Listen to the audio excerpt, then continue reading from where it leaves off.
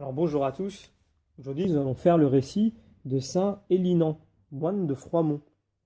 Alors Hélinan est né à Pront-le-Roi, au diocèse de Beauvais, et il eut pour père Hermann, que des troubles civils avaient obligé de s'exiler de la Flandre, sa patrie, et pour maître à l'école de Beauvais, un homme pieux nommé Radulphe, d'une nature ardente, quand il eut cultivé son esprit par l'étude des sciences et des arts.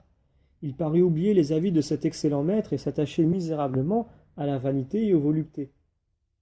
Poète, ayant cette qualité agréable au roi Philippe Auguste et aux grands seigneurs, il éprouvait un grand plaisir à partager leurs divertissements, qu'il égayait pour sa part en composant sur chacun des éloges ou des satires. Mais c'était le temps où saint Eustache, Fulcon et d'autres prêchaient en France et, par leurs prédications, ramenaient à Dieu un grand nombre de pécheurs. Et Linan rentra aussi en lui-même et fut bientôt changé en un autre homme. Quittant les dangereuses caresses du monde, il s'en alla se cacher au monastère de Froidmont parmi les cisterciens qui, sous la conduite de Guillaume, leur second abbé, servaient avec fidélité sous le drapeau du Christ. Observateur fidèle de la règle monastique, il s'adonna tout entier à l'oraison, aux veilles, à l'abstinence et aux autres austérités. Et devenu bientôt un modèle de perfection, il fut jugé digne d'être élevé au sacerdoce. Il se montra prêtre dans toute la force du terme, lui qui chaque jour immolait par le glaive de la macération son corps et son âme avec Jésus-Christ. Brûlant d'une dévotion singulière envers Jésus crucifié et la Vierge, Mère de Dieu, remarquable par ses bonnes œuvres comme par sa doctrine, il prenait souvent la parole en présence de ses frères pour les élever jusqu'aux plus grandes hauteurs de la religion. Il attira maintes personnes à la vie monastique, et sitôt que quelqu'un, oubliant ce qu'il avait promis à Dieu, s'en allait à la dérive, il faisait tout pour le faire triompher de l'entraînement du monde et de la nature. Il persuada à son fils Guillaume de renoncer au siècle pour venir se joindre à lui dans son monastère. Et il y eut un certain Radulphe, déserteur de la discipline religieuse, qu'il rappela par ses lettres. Il eut constamment des relations familières avec les évêques de Beauvais, de Senlis, d'Orléans, et avec les plus grands seigneurs. Il dut quelquefois quitter son monastère pour prêcher. Ainsi il prononça un sermon devant les pairs du concile de Toulouse. Il avait une telle autorité qu'il n'hésitait pas à rappeler à ses supérieurs leurs devoirs, mais son humilité lui fit refuser des dignités splendides.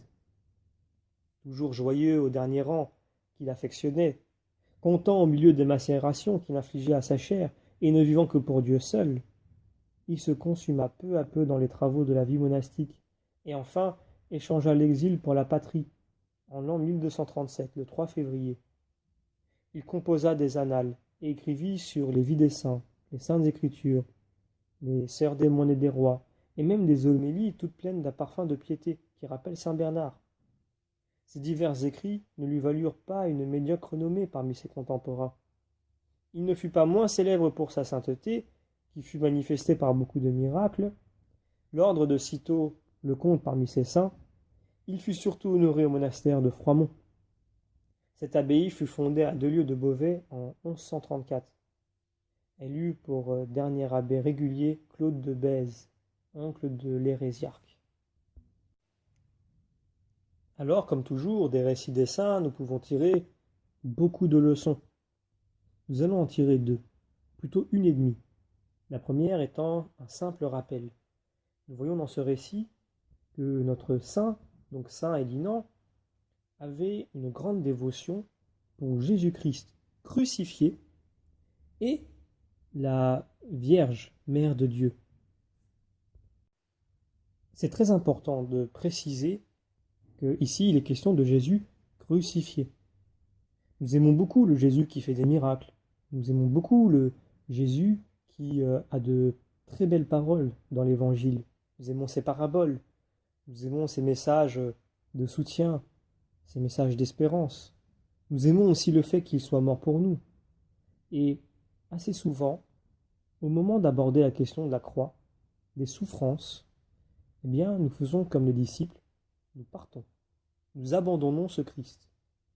Alors beaucoup de nous, je m'inclus dedans quand nous allons à la messe, c'est merveilleux Des fois, nous écoutons les béatitudes, le sermon sur la montagne, nous écoutons les enseignements, les paraboles de Jésus, et malheureusement, on ne va pas assez loin dans le mystère, mais quand même, nous sommes contents de les écouter, nous essayons de les appliquer à notre vie, et jamais assez d'ailleurs. Mais par contre, quand il est question de porter sa croix, quand il est question de passer par la croix, et donc de porter ce que le Christ a porté pour nous, mais de le porter pour une raison plus profonde, eh bien, souvent, nous l'abandonnons, nous partons, nous ne sommes plus au pied de la croix. Et il ne reste que les très fidèles, donc notamment Saint Jean et la Vierge Marie. Et c'est là que je rebondis sur ce deuxième point, à savoir eh bien, ce désir ardent que nous devons avoir aussi de vénérer la Vierge Marie. Il ne faut jamais oublier que c'est par la Vierge Marie qu'est venu aussi le salut du monde, puisqu'elle a choisi de dire oui à l'ange Gabriel, alors que dans le jardin d'Éden, Ève avait choisi de dire oui au malin. Et donc, elle nous amène dans son sein virginal le Christ, et elle nous amène donc le salut. On peut le dire comme ça. Et si le Christ a choisi de venir en la Vierge Marie, c'est pour de très bonnes raisons. C'est parce qu'elle sera, pour nous, déjà parce qu'elle était pure, mais parce qu'elle sera aussi par la suite, pour nous, un exemple. Et il nous faut, afin d'être au pied de cette croix fidèle, avoir un cœur marial. C'est très important. Un cœur marial, ça veut dire un cœur disposé à une charité, un amour, une confiance si profonde que jusque dans la croix, jusque dans les plaies du Christ, eh bien nous restons présents, fidèles. Nous méditons ces mystères et nous les acceptons.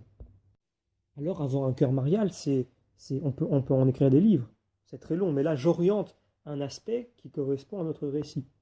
D'où la raison pour laquelle il ne faut pas hésiter à méditer les mystères aussi avec la Vierge Marie. Et donc, le chapelet, et notamment nous intéresser et méditer ce qui a pu être dit lors des apparitions mariales, notamment à Lourdes ou à Fatima. C'est important parce que ce sont des messages pour notre époque qui sont toujours d'actualité et qui nous amènent toujours vers le Christ. Quand la Vierge Marie apparaît, quand la Vierge Marie parle, ce n'est pas pour nous parler d'elle, ce n'est pas pour nous tourner vers elle, mais c'est pour nous montrer le Christ, pour nous amener vers le Christ de la même des façons qu'elle a amené le Christ vers nous. Et donc, pour aller vers le Père, eh bien, nous devons passer par Jésus.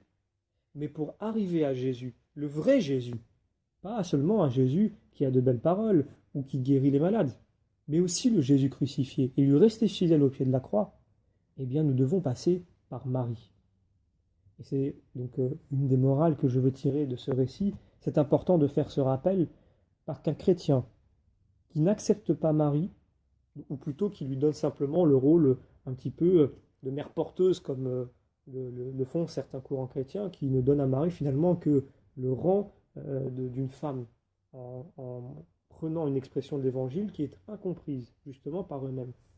Parce que quand Jésus appelle Marie femme, eh bien, ce n'est pas pour la dénigrer, ou pour en faire autre chose que sa mère, puisque sur la croix, c'est à nous, que c'est nous qui nous sommes confiés à Marie, et c'est aussi à Marie que nous sommes confiés. Eh bien, s'il l'appelle femme dans l'évangile, c'est parce que justement, dans la condition de femme telle que Dieu le voit, dans le dessein de Dieu, donc, eh bien, Marie a été pleinement femme.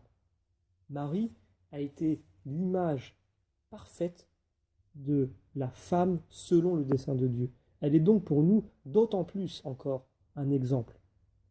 Alors, pour obtenir ce cœur marial, eh bien, il faut tout simplement être à l'école de Marie, comme le fut Saint Jean.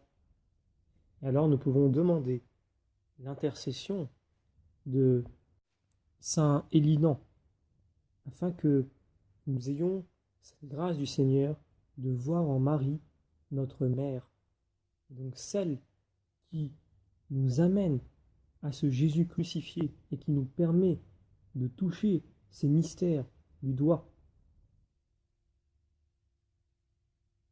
Sainte Élinan, priez pour nous.